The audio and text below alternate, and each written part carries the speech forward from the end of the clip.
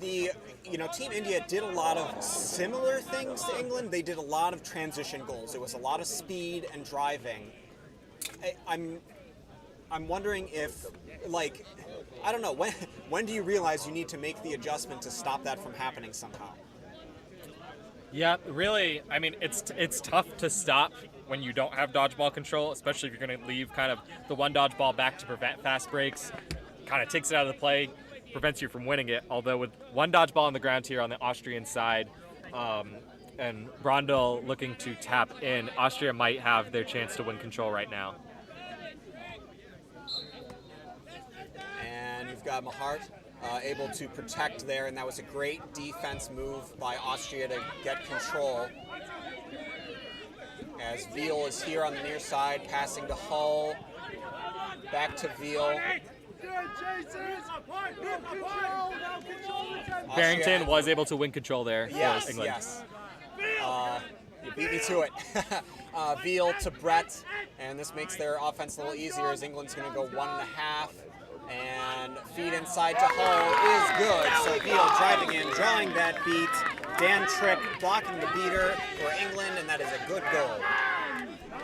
Trick now is not going to let go of this dodgeball down in the Austrian end, even though there's two at his own hoops. And this is really just going to take a lot of energy out of all three of these beaters. It is. It's offering England a chance to do a high press, as we're kind of seeing they're meeting them at midfield, right?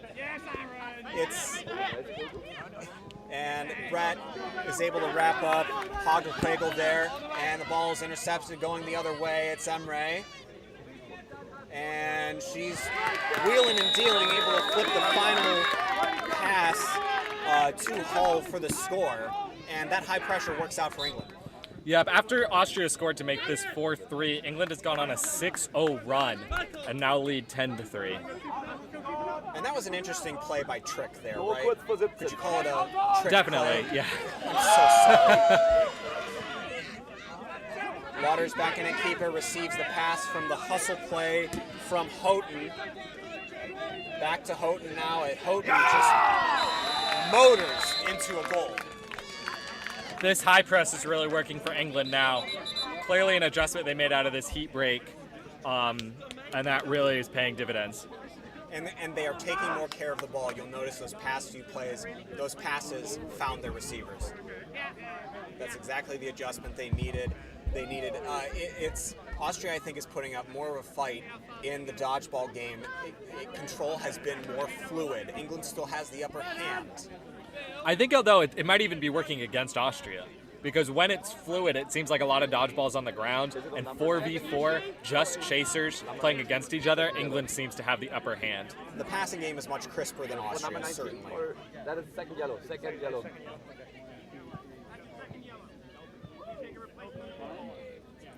We have just learned that Andres Heider-Kregel has received contact to the neck yellow card. It is his second yellow, so he is ejected from this game and will not be able to play anymore.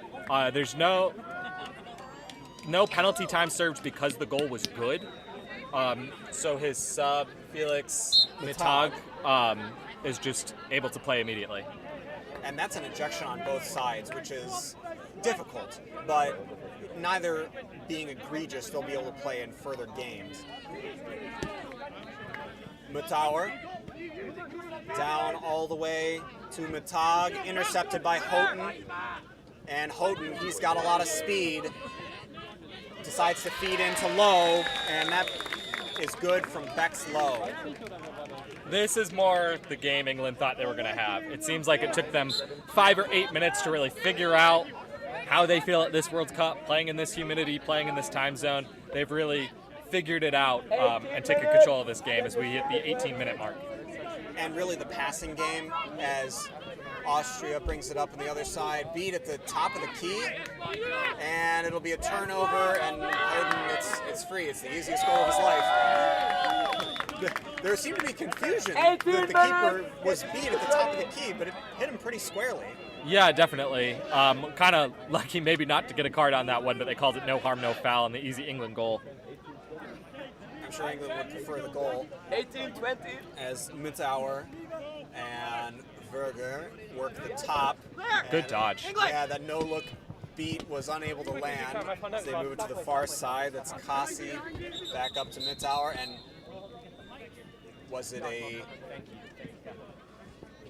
It was a stop play because the dodgeball ended up under the scaffolding that's holding up our live stream camera.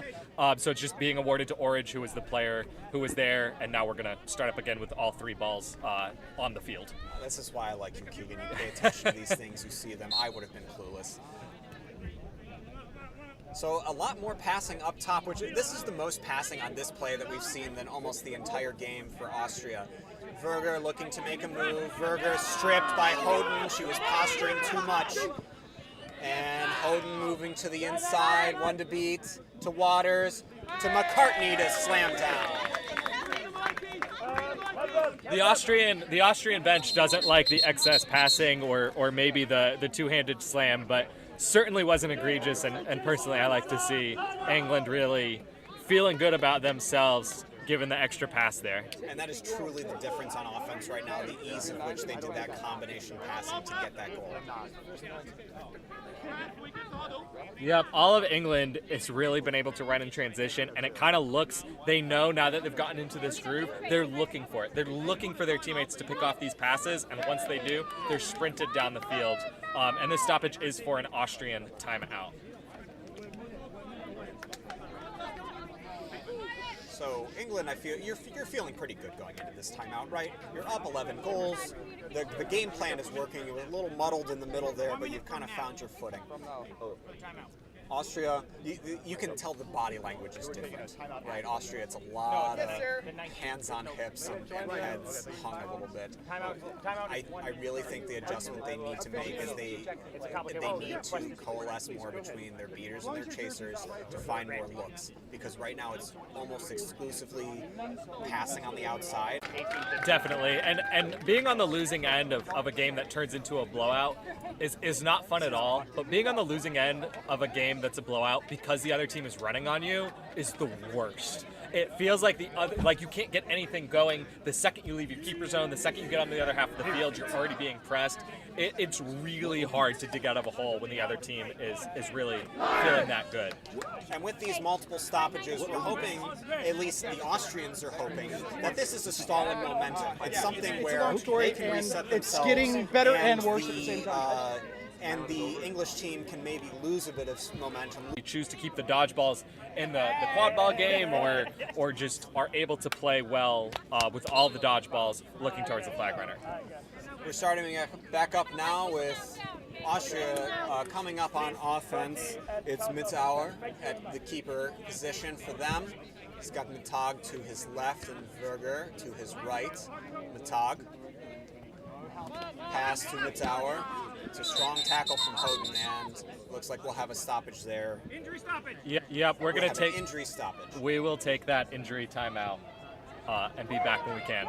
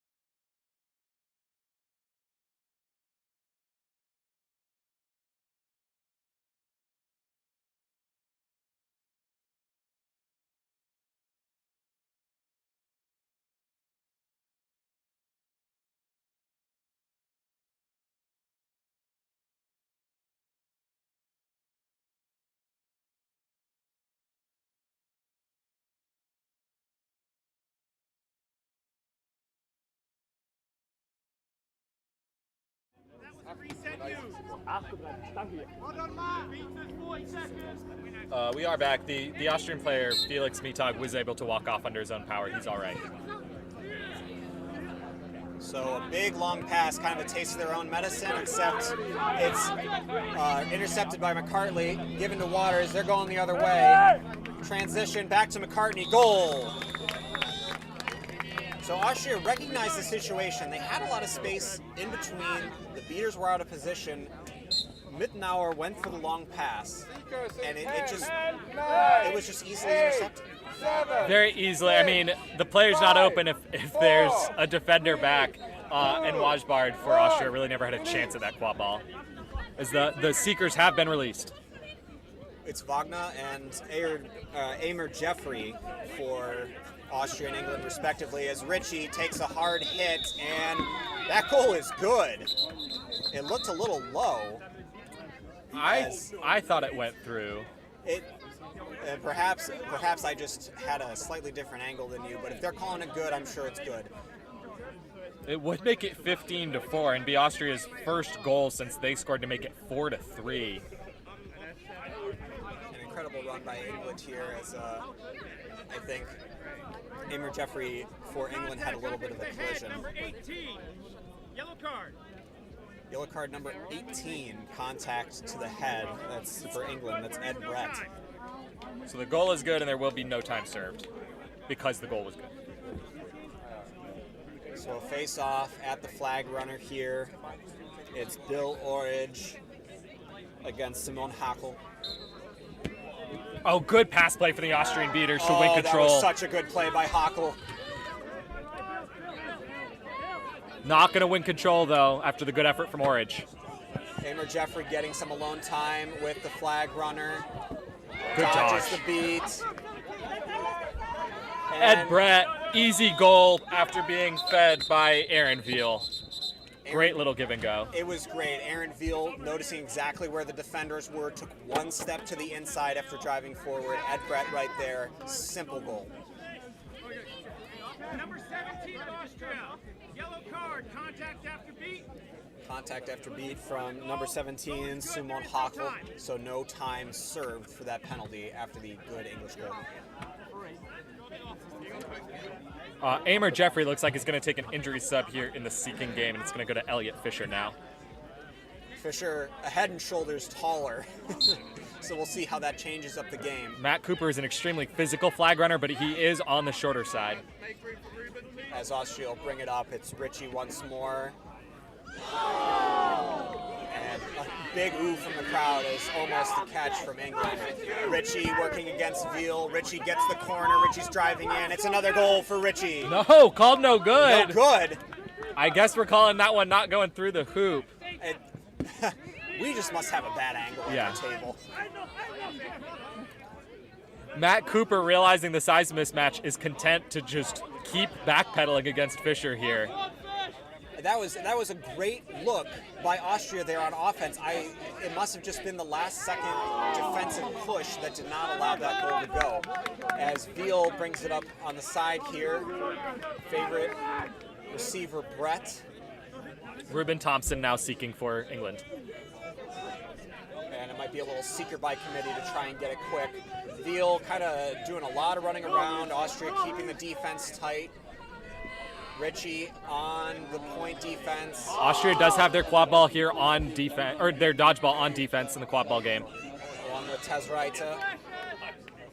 Veal calls for the pick. Tezraita loses his broom, and that goal is no good. It was too high. I think Simon Hackl actually attempted to knock the quad ball out of the air with his dodgeball, but Ruben Thompson has come down with a catch. I'm unsure if it's clean. I was not looking at it, but Cooper immediately puts the tail back on the short, so I think we're going to call it no good. We've received confirmed call that the catch is no good, illegal wrap. So can't wrap him up, can only go for that flag. Just checking. That goal is no good. And it looks like It's going to be inbound to Ed Brett of England. So Brett, one defender directly in front of him, gets beat, and so now Veal receives it at the top. Austria keeping it very tight, and it looked like Foley laid out at the seeker position. I didn't even see who hit him. Neither did I. But all of a sudden, he's sliding on his back on the ground. It was clear that he received a hard hit. Illegal beat to the head. So that's Barrington. Barrington I received thought a call had a early in the yellow game. earlier. And so Barrington third now ejected. time. This is now the third ejection of this game. So for American viewers who have now for a few years in MLQ and USQ been used to 3 yellows before you receive a red, in IQA it is still just 2, and that's come into play 3 times now in this game. And the foul is there for a reason, right? We need to be protecting these players. The illegal beat to the head, it's there for a reason, but it is hard when your beater does that, and now you have to play down with the flag runner on the field with the beater and not on the field. Yep, and Karina Werner is going to be serving this penalty time on behalf of Lucy Barrington. So Austria gets an easy break here, and they're able to regain control, hopefully.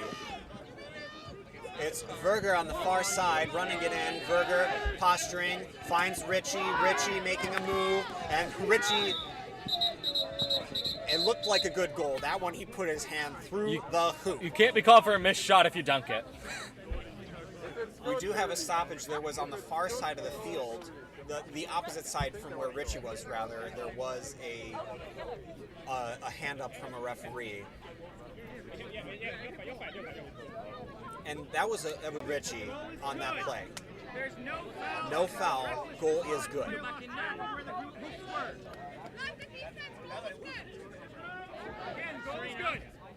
Yep, so indeed, goal is good. 16-5 in favor of England. Flag runner catch worth 3 points, or 30 points if we say the score correctly, 160-50. Amer Jeffrey getting some time along with that flag. Oh! It's so close, but not there. I thought he had that in his right hand. England content to pass on the far side of the field. Now to the near side. Low point defense, trading off with Reichenja. Tail falls off Cooper. England uses the time to sub out Seekers. And a missed pass from Veal is good. It's just errant, and Austria will take that one out of bounds. So that's a free turnover for Austria. We'll see if they can capitalize as Richie's surveying his option. Goes back to Verger. Fisher had it and dropped it. Verger, big pass to Richie. Over to Reichenja. No good. Reichenja bobbled it, and it went into the hands of Lowe. I think that's a goal if Reitinger can pull that one down. Definitely wants that one back. And England back into full strength with beaters, now with control at the center of the field.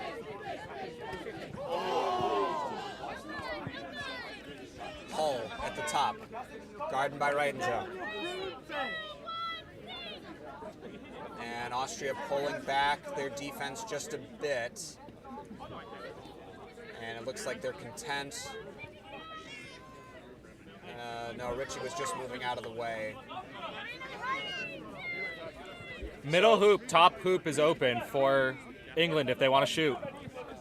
And it looks like that's a back to hoops as it looks like England has gotten the flag. Ruben Thompson, there was a cheer from the far side. They ran through a 3-person seeker rotation twice. Finally, on the second chance, Ruben Thompson, the third person down in that rotation, is able to come down with the catch. So a catch here for England does just immediately end the game as they are the leading team. If Austria were to come down with the catch, we could either play to a set score or Austria could concede the game, which Hong Kong did against African nations this morning. Oh, no kidding. Yep. I would not be surprised if Austria did that, being down by so much, if they were able to come away with the catch. But also, this discussion with the refs, it looks like it's going to go in favor of England and the catch likely to be called good. We'll hear now from Michael Clark-Polner, who came out of the huddle but is now headed back into the huddle. Looking at the English bench for some reason, unless there was a seeker foul before the sub. He seems to be explaining something to the English manager now.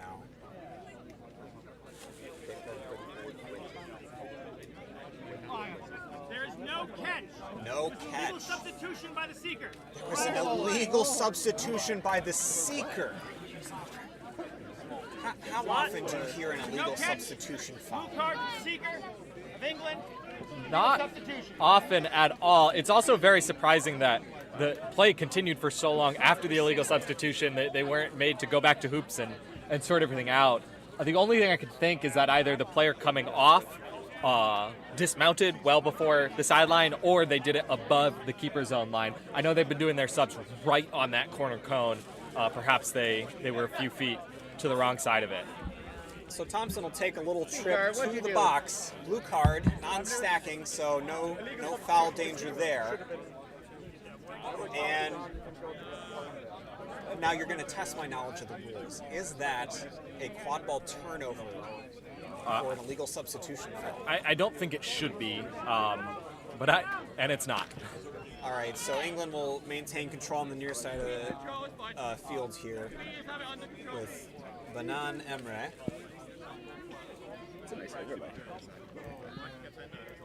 The English offense pretty spread out. The Austrian defense fairly compacted, although Richie comes out now just a bit. Bill Fred Klee also now seeking for Austria. Hull practically a leisurely jog to the keeper zone.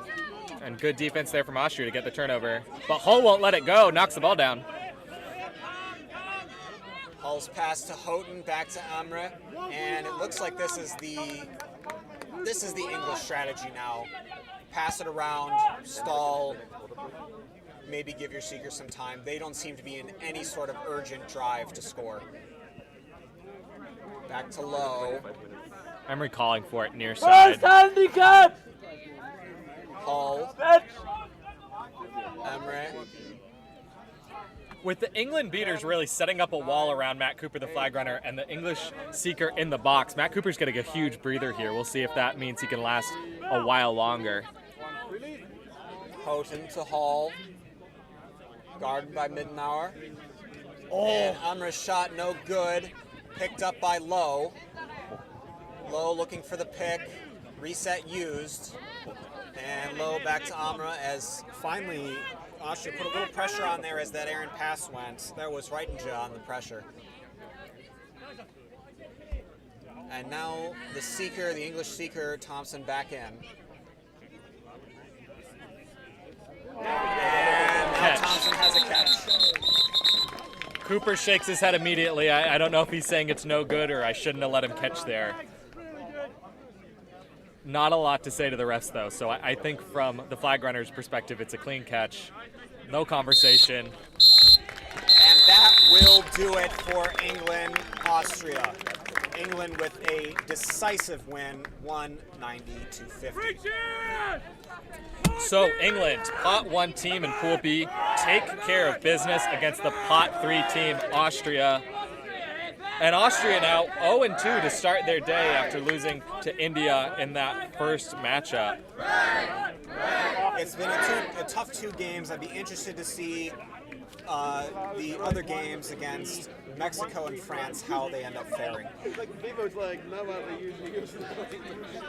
So this game was live on Pitch 4. We will be back with you soon for the next game here, which is going to be Brazil versus Japan. If you would like to switch to watch either of the other pitches, although it looks like both of those are also inactive right now, again, you can just go to that IQA YouTube page, find the live streams from there. Also check out quadball.one to follow along with scores for the games that you can't have up on your live stream. And with that, we will be back with you soon. I'm a crew member on football. Are you taking it back this time? I'm going to charge.